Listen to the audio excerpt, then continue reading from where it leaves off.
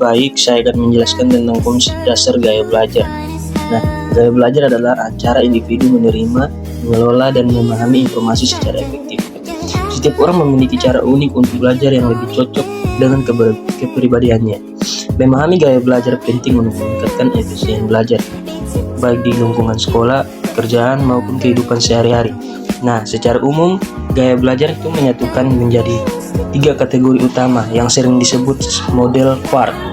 Nah, nomor 1 itu visual, belajar dengan melihat.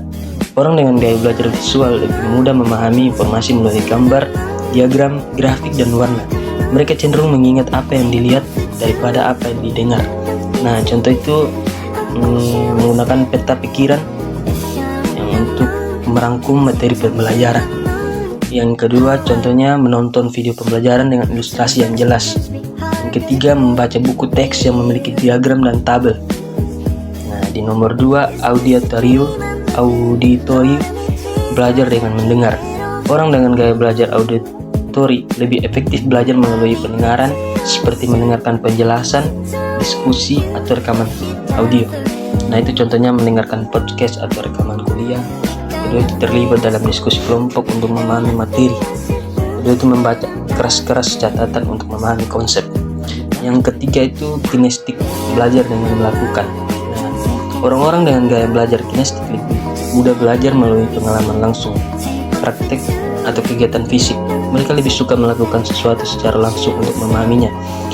Itu contohnya melakukan eksperimen di laboratorium untuk mempelajari ilmu sains.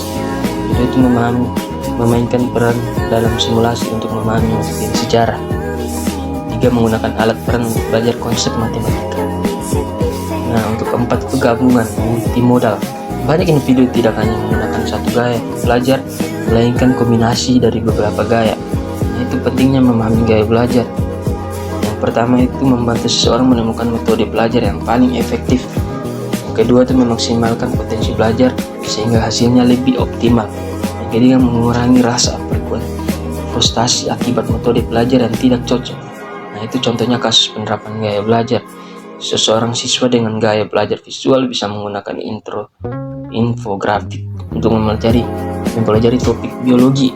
Kedua itu siswa dengan gaya auditori dapat merekam suara gurunya dan memutar ulang saat belajar.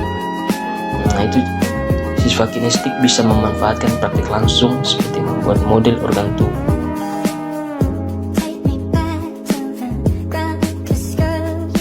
Modalitas belajar adalah cara seseorang dalam menyerap, mengatur, dan mengolah informasi.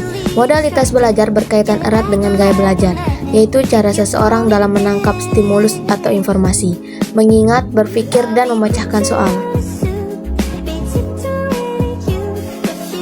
Yang ketiga, upaya mengoptimalkan modalitas belajar. Yang pertama, visual. Membuat catatan yang berwarna-warni atau menandai poin-poin penting dalam teks.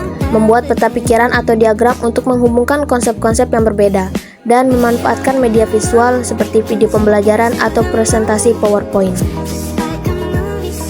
Yang kedua, auditorial. Merekam pelajaran atau presentasi yang Anda ikuti dan mendengarkannya kembali saat Anda memiliki waktu luang, dan melakukan diskusi kelompok dengan teman-teman atau bergabung dengan kelompok studi untuk mendengarkan dan berpartisipasi dalam percakapan yang melibatkan materi yang sedang dipelajari.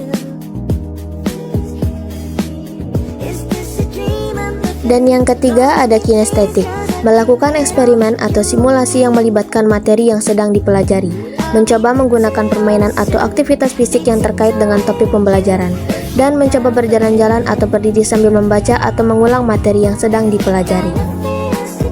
Nah, teman-teman, gaya belajarnya apa nih? Visual, auditorial, atau kinestetik?